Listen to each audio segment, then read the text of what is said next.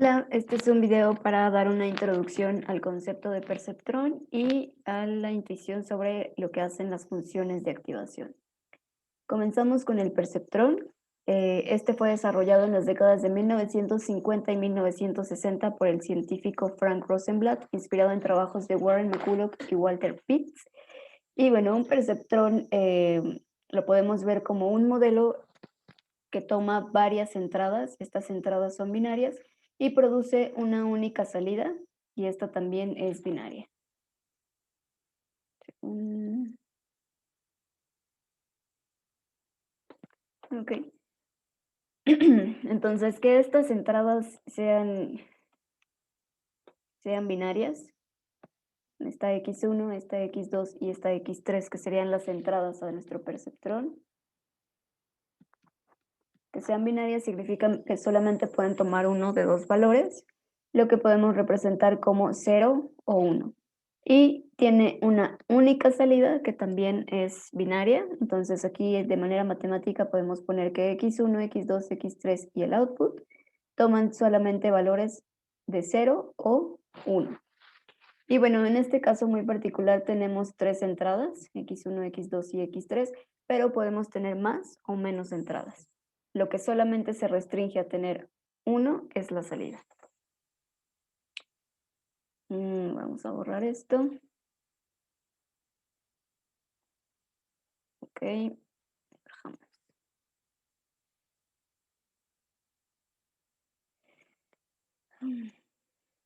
Ok. Y bueno, para poder calcular a la salida de nuestro perceptrón, lo que se hace es introducir pesos, llamémosle W1, W2, etcétera, y vamos a tener tantos pesos como entradas tengamos. Y estos pesos simplemente son números reales que nos van a expresar la importancia de las respectivas entradas para la salida. Esto, a ver, vamos acá un poco más arriba. Entonces, para esta entrada X1 nosotros tendríamos asociado un peso W1, para esta entrada X2 tendríamos asociado un peso W2 y análogo para nuestra última entrada. Entonces, estos WI toman valores reales y va a ser un valor más grande cuando nos importe más una entrada en particular. Eso lo vamos a ver con un ejemplo más abajo. Ok.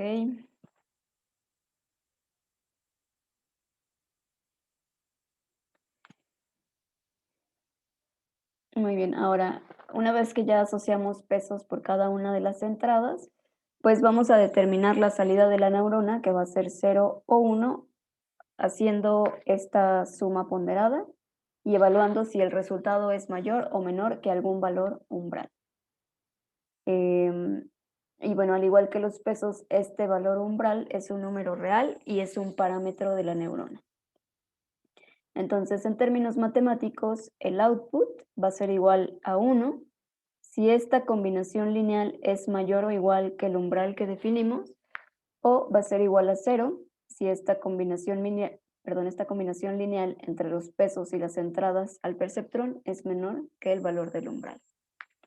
Y bueno, si nosotros revisamos esta operación, esta suma sobre los pesos J multiplicado por la entrada correspondiente J sobre J, pues vemos que nosotros podemos definir vectores, un vector de pesos que contenga todas las entradas de los pesos W1, W2 hasta Wn, y un vector de entradas, de inputs, X1, X2 hasta Xn, y podemos definirlo como el producto punto de estos dos vectores.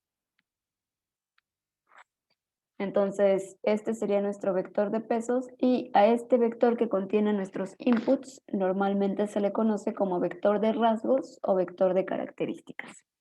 Pero bueno, entonces lo que hacemos es definir ese par de vectores y definimos a nuestro umbral como menos b, un bias, y entonces lo anterior lo podemos reescribir de esta manera. Nuestro output es igual a 1 si el producto de W con X más B es mayor o igual que 0. Aquí lo único que estamos haciendo es que el umbral es menos b y lo estamos pasando del otro lado. Entonces ya nos queda un 0 acá. Y el output va a ser igual a 0 si el producto punto de W con X más este B es menor que 0. Entonces esto es lo mismo que esto, pero estamos un poco comprimiendo la notación. Y bueno, B lo denominamos sesgo o bias en inglés, y va a ser una medida de lo fácil que es hacer que el perceptrón se active. Que se active estamos queriendo decir que la salida sea 1. Entonces, para un perceptrón con un sesgo grande, es decir, cuando nosotros aumentamos un número, sumamos un número grande aquí, pues va a ser fácil que generemos una salida de 1, o sea, va a ser fácil que generemos una salida que es mayor o igual que 0, pero en el caso contrario, si el sesgo es un número aquí muy negativo, pues entonces va a ser difícil que todo este resultado sea positivo y por tanto vamos a tener un 0. O bueno, lo contrario, es difícil generar un 1. Vamos a borrar esto y bajamos. No borré nada. Ahora sí, y bajamos. Entonces vamos a ver ya un ejemplo en concreto para que no quede esto tan en abstracto. Más dejen que me aparezca el menú aquí para poder rayar, que no me aparece. Ok. Entonces vamos a suponer que va a haber un festival del queso en nuestra ciudad y a nosotros nos gusta mucho el queso, pero estamos intentando decidir si vamos o no al festival. Y vamos a suponer que esa decisión depende de 3 factores. Y esos 3 factores son los siguientes. El primero es, nos interesa saber si hay un buen clima, si va a haber buen clima. El segundo es saber si nuestra pareja nos va a acompañar. Y el tercero es ver si podemos llegar fácilmente en transporte público, suponiendo que no tenemos coche. Entonces, estos 3 factores nosotros los podemos representar con variables binarias x1, x2 y x3. Y bueno, en particular tendríamos que x1 representaría si hay un buen clima. Entonces, si x1 toma el valor de 1, significa que sí hay buen clima. Si toma el valor de 0, significa que no hay buen clima. X2 va a representar si nuestra pareja nos quiere acompañar. Entonces, X2 va a tomar el valor de 1 si nuestra pareja nos acompaña y va a tomar el valor de 0 si nuestra pareja no nos acompaña. Y finalmente, X3 va a valer 1 si podemos llegar en transporte público y va a valer 0 en caso contrario. Entonces, aquí lo que estamos suponiendo es que nosotros vamos a ir al festival si hay un buen clima, si nuestra pareja nos acompaña y si es fácil llegar en transporte público. Voy a borrar esto y vamos a bajar. Ok, entonces, en este caso, pues nuestras entradas, la X1 estaría representada por el resultado de saber si hay un buen clima. X2 sería el valor asociado a saber si nuestra pareja nos acompaña. Y X3 sería el asociado a saber si podemos llegar fácilmente en transporte público. Y pues la salida de nuestro perceptrón es saber si vamos o no al festival. Y recuerden, aquí lo único que hace el perceptrón va a ser el producto de nuestras X con nuestras W y sumar el bias. Si este resultado es mayor o igual que 0, entonces sí vamos a ir al festival, pero si es menor que 0, entonces no vamos a ir al festival. Y bueno, ahora vamos a suponer un caso particular para poder nosotros definir aquí pesos. Entonces, suponemos que nos gusta mucho el queso, tanto que estamos dispuestos a ir al festival si nuestra pareja no nos acompaña, incluso si es difícil llegar en transporte público. Pero supongamos que realmente nos importa que haya buen clima, es decir, si no hay buen clima, nosotros definitivamente no vamos a ir al festival. Entonces, si se dan cuenta aquí lo que estamos diciendo es que lo único que nos importa, o al menos lo que más nos importa, es saber si hay un buen clima. Si mi pareja no me acompaña, no me importa, yo voy a ir al festival y si no puedo llegar fácilmente en transporte público, tampoco me importa, yo veo cómo llego. Entonces, esto lo podemos reflejar en el valor de los pesos que nosotros definamos. Por ejemplo, pondríamos un W1 de 6, un W2 de 2 y un W3 de 2.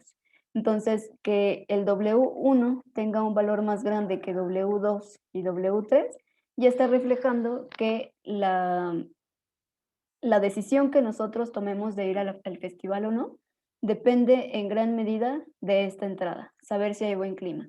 Y depende en mucho menor medida de saber si nuestra pareja nos acompaña o si podemos llegar fácilmente en transporte público. Entonces voy a borrar eso. Vamos a bajar. Bueno, entonces aquí está lo que escribimos, ¿no? Estas son nuestras entradas. Aquí están ya los pesos definidos, W1, W2 y W3. Y vamos a definir un umbral de 5, lo que es lo mismo, un bias de -5. Entonces aquí vamos a hacer las operaciones que aquí se borraron. No sé por qué. Bueno, no aparecen como deberían de aparecer. Ah, ya, es que están corridas. Pero bueno, no sé por qué aquí la tabla quedó tan horrible, pero mejor vamos a rayar para que se vea. Entonces, en la primera columna estamos especificando cuál es el valor de la entrada de X1. En la segunda columna, bueno, esta es la primera columna, esta es la segunda columna y esta es la tercera columna. Es que se corrieron, no sé por qué, voy a verificar qué fue lo que pasó. Bueno, a ver si lo... Bueno, no importa. X2 pues va a ser la segunda columna y va a ser el valor que tome esa entrada de saber si nuestra pareja nos acompaña. Y X3 va a ser el valor de esa columna que corresponde a ver si podemos llegar fácilmente en transporte público. La cuarta columna hace esta operación, es decir, el producto del vector W con X más el bias. Y después tenemos en la última columna el output. Entonces, si al principio tenemos una entrada X1 igual a 1, una entrada X2 igual a 1 y una entrada X3 igual a 1, es decir, todas nuestras entradas son 1, pues simplemente hacemos el producto de la primera entrada con su correspondiente peso, más la segunda entrada con su correspondiente peso, que es 2, más la tercera entrada con su correspondiente peso, que es 2 también. Y después vamos a sumar el bias, que en este caso es -5, entonces aquí tenemos este -5. Si nosotros hacemos esta operación, el resultado nos queda 5, que como es mayor que 0, pues entonces la salida es 1. Entonces aquí estamos ya en palabras de este perceptrón en particular, diciendo que va a haber buen clima, porque X1 es igual a 1, nuestra pareja nos acompaña, porque X2 es igual a 1, y es fácil llegar en transporte público porque X3 es igual a 1. Entonces, todas mis entradas son iguales a 1 y la salida es igual a 1. Eso significa que sí vamos a ir al festival. Ahora, en el caso en el que la primera entrada sea 0, es decir, que no hay buen clima, y las otras dos entradas son 1, si ustedes hacen esta operación, obtenemos un número negativo, es decir, que la salida es 0, por tanto no vamos al festival. Entonces, en este caso, ya haciendo las cuentas, vemos que aunque X2 y X3 tengan un valor de 1, siempre que X1 sea igual a 0, el resultado va a ser 0, porque nosotros estamos dando más importancia a esta entrada X1, que es la que nos indica si hay o no buen clima. Entonces voy a borrar todo eso y vamos a bajar. Entonces aquí con Python, con NumPy, vamos a modelar ese sencillo perceptrón. Entonces para ello vamos a usar la librería de NumPy. Entonces la vamos a importar con el nombre de NP. Eso significa que cada función, módulo que yo vaya a usar de NumPy, tengo que llamarlo desde NP en lugar desde NumPy. Esto es lo que normalmente se acostumbra. Y vamos a definir una función que se va a llamar perceptrón y que va a tomar 3 argumentos de entrada, X1, X2 y X3. Y va a corresponder a los 3 inputs de nuestro perceptrón.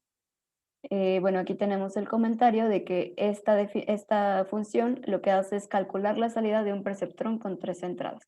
En particular, lo que vamos a hacer es modelar este perceptrón. Entonces, definimos un umbral de 5. Definimos los pesos W1 igual a 6 y W2 y W3 igual a 2. Y bueno, el bias, B, es igual a menos el umbral, que ya definimos aquí arriba. Después vamos a crear los vectores X, que es nuestro vector de rasgos o características. Y ese vector de X, pues lo que contiene son nuestras entradas X1, X2 y X3, que son las que nosotros estamos pasando en nuestra función. Aquí estamos agregando un 1, ahorita vamos a ver por qué. Y también estamos creando nuestro vector de pesos que contiene los pesos correspondientes a cada una de las entradas. Y estamos agregando a nuestro bias aquí. Esto pues porque cuando nosotros hagamos el producto punto entre X y W, pues vamos a tener X1, W1 más X2 por W2 más X3 por W3 más 1 por B, que es lo mismo que nosotros tenemos anteriormente que está representado aquí, el producto de W con X más el bias. Entonces, este más 1B es esta sección de acá. Bien, entonces lo voy a borrar. Y bueno, la salida es el producto punto de estos dos vectores, X con W, que se acaban de definir en las dos líneas anteriores. Y ahora sí, la salida del perceptrón se evalúa dependiendo del valor que tenga el output calculado. Si el output es mayor o igual que 0, entonces significa que la salida del perceptrón es 1, lo que nosotros podemos interpretar como un sí voy al festival. Y en caso contrario, la salida de nuestro perceptrón es 0, que se puede interpretar como un no voy al festival. Entonces ejecutamos la función y una vez que ya está definida la función, pues ya podemos llamarla. Entonces primero nosotros vamos a dar valores al x1, x2 y x3, que son las entradas de nuestro perceptrón, y llamamos a la función perceptrón con esos tres valores que acabamos de definir. Entonces, en caso de que la primera entrada sea 1, no nos importa qué valor tomen las otras dos entradas, sí vamos a ir al festival. Y vemos que si la primera entrada es 0 y las otras dos son 1, pues no nos importa. Como nos importa más si hay buen clima, pues el resultado es que no vamos a ir al festival. Entonces ustedes pueden jugar aquí con los valores de x1, x2 y x3 y observar el resultado. Muy bien. Y bueno, ahora variando los pesos, es decir, el W1, W2 y W3 y el umbral, podemos obtener diferentes modelos de toma de decisiones. Aquí, como vimos, le dimos más peso a nuestra primera entrada, entonces siempre que esta entrada sea 1, no importa cómo sean los demás, la salida de nuestro perceptrón es 1. Entonces, si nosotros variamos estos valores de nuestros pesos y del bias, nuestro perceptrón se va a comportar de otra manera diferente. Ok. Y bueno, en general, bajar el umbral significa que estamos más dispuestos a ir al festival, en este ejemplo particular. Y bueno, por supuesto, el perceptrón no es un modelo completo de toma de decisiones humana, pero ilustra cómo el perceptrón puede sopesar diferentes tipos de evidencia para poder tomar decisiones. Ahora también hay que recalcar que este es un modelo muy sencillo. Nosotros proponemos los pesos y el bias aquí, pero conforme vayamos avanzando en el curso vamos a ver que estos pesos y este bias es algo que el algoritmo va a aprender. Nosotros no tenemos que definirlos, es algo que el algoritmo va a aprender de tal manera que se obtengan los mejores resultados. Pero bueno, esto sirve bastante para dar intuición. Entonces vamos a ver otro ejemplo. Podemos ver que los perceptrones pueden modelar algunas compuertas lógicas. En particular nosotros lo vamos a ver para el NAND. Entonces vamos a tener un perceptrón diferente al que vimos anteriormente. Este perceptrón solo va a tener dos entradas X1 y X2. Y los W1 y W2 asociados a esas entradas van a tomar un valor de -2. Y vamos a definir un bias de 3. Entonces aquí tenemos una función que nos está definiendo ese perceptrón que modela la compuerta lógica NAND. Entonces en este caso solo tenemos ya dos entradas, X1 y X2. Aquí estamos definiendo nuestros pesos W1 y W2 como -2 y al bias como 3. Definimos nuestro vector X que contiene los inputs y un 1 que agregamos por ahí, y W que contiene nuestros pesos y a nuestro bias. El output se calcula como el producto punto de estos dos vectores definidos, y si el output es mayor o igual que 0, la salida es 1, en caso contrario, la salida es 0. Entonces, ustedes pueden aquí jugar con los valores de X1 y X2 y obtener el resultado de la compuerta modelada.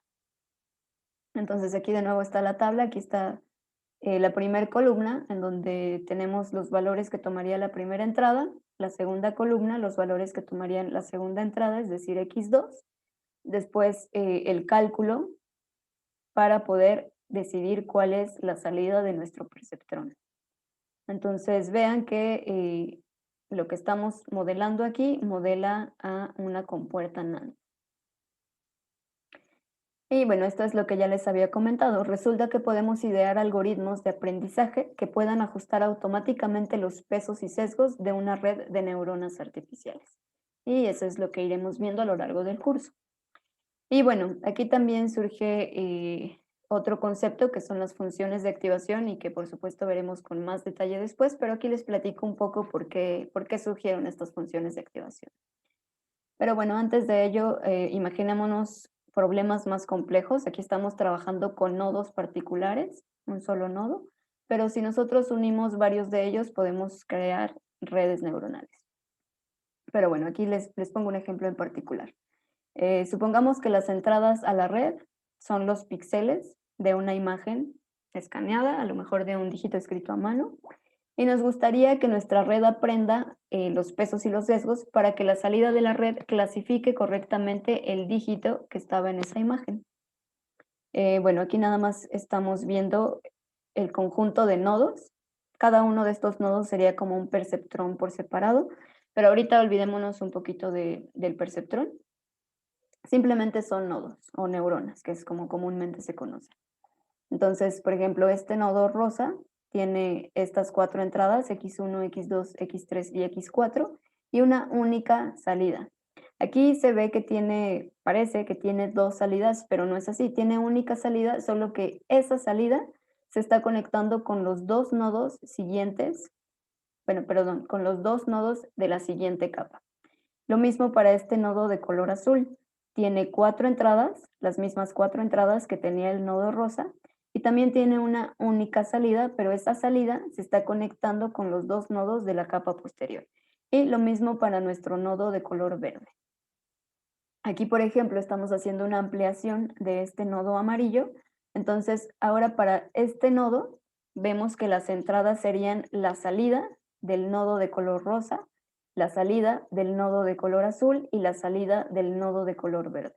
Entonces, lo que son las salidas de los nodos que están en la capa anterior vienen siendo, o más bien representan las entradas de los nodos de la capa posterior.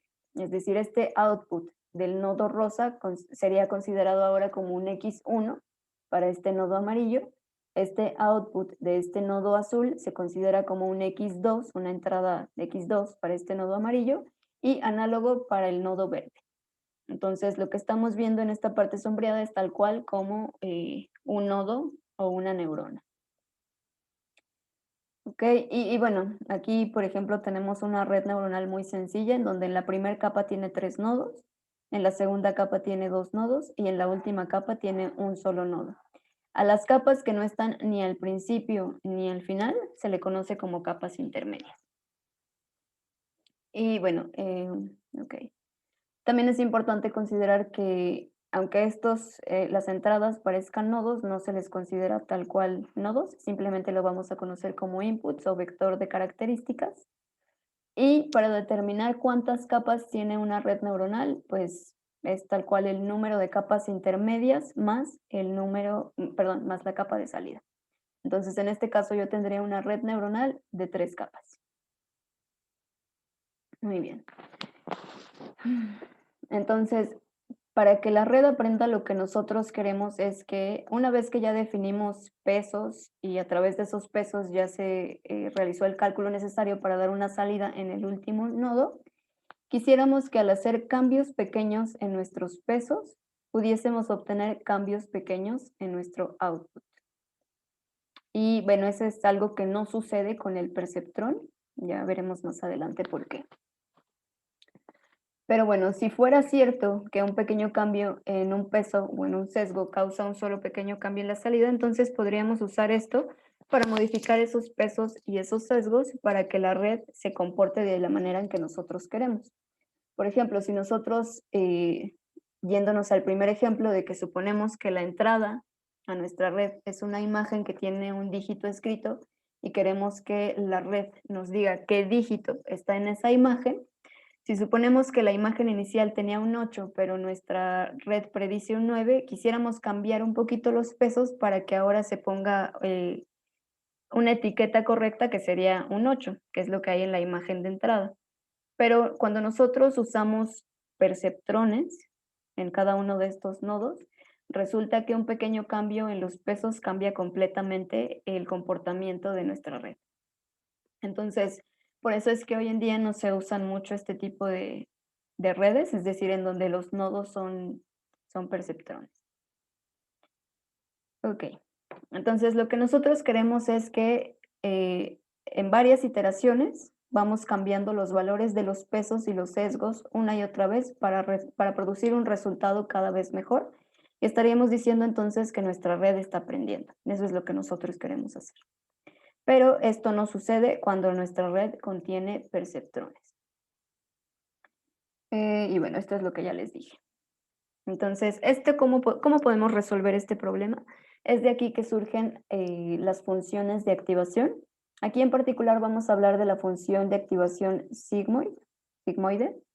Y bueno, estas son muy parecidas a a los perceptrones, salvo que usan otro tipo de función para determinar la salida. Y bueno, lo podemos representar de la misma forma. Es un nodo o neurona, tiene entradas, puede ser una o más entradas y una única salida. La primera diferencia es que tanto las entradas, x1, x2 y x3, o tantas como tenga, y la salida, ya no están restringidas a tener valores binarios. Es decir, ya pueden tomar valores entre 0 y 1, tanto las entradas como la salida. Y ¿dónde puse eso? Bueno, no lo puse matemáticamente, pero aquí está. ¿Y cómo vamos a calcular la salida de nuestra neurona sigmoide? Pues al igual que en el caso anterior, vamos a hacer la combinación lineal entre las entradas y los pesos definidos por cada una de esas entradas con el bias, pero a esa combinación lineal le vamos a aplicar la función sigmoide, que está definida como aquí se ve. 1 entre 1 más la exponencial de menos z. Y bueno, vamos a ver que en los valores extremos de esta función, este tipo de neurona se comporta como una neurona tipo perceptrón. Entonces, primero quiero hacer la gráfica de eso. Aquí estoy definiendo algunas funciones de activación. Tenemos la del perceptrón, que en particular usa la función step. Tenemos la función sigmoide, que ya definimos acá arriba. Tenemos la función relu y tenemos la función tangente hiperbólica. Estas tres últimas son las funciones de activación que se usan más comúnmente, pero hay bastantes más e incluso ustedes pueden definir las propias. Entonces aquí simplemente estoy definiendo las funciones y aquí yo quiero graficar la función step, la del perceptrón, y la función sigmoide. Entonces estoy usando Matplotlib para hacer esas gráficas y son estas. En color salmón tenemos la función step, que es la que se usa en el perceptrón, y en color rojo tenemos la función sigmoide que se usa en los nodos sigmoides. Entonces, como ven, lo que hace una neurona son dos cosas. La primera es una combinación lineal entre los pesos y las entradas y el bias. Y la segunda es aplicar una función de activación a ese resultado anterior. Entonces, un perceptrón se define, más bien es un tipo de neurona que usa en particular la función de activación STEP.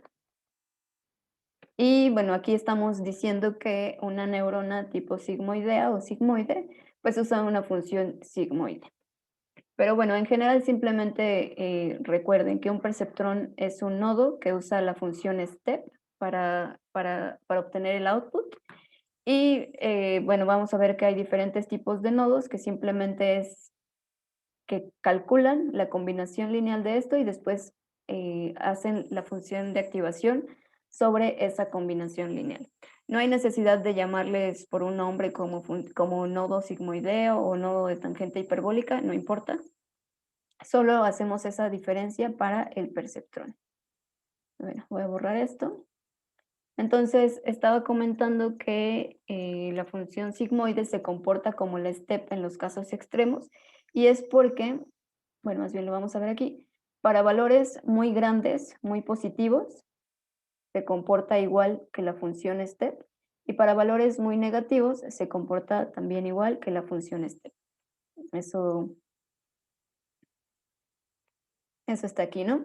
Si suponemos que esta combinación lineal, que vamos a denotar como z, es un número positivo muy, muy grande, entonces esta parte de acá se hace muy cercano a cero y por tanto la función sigmoide evaluada en z es prácticamente 1, que es el mismo comportamiento que se tiene en el perceptrón.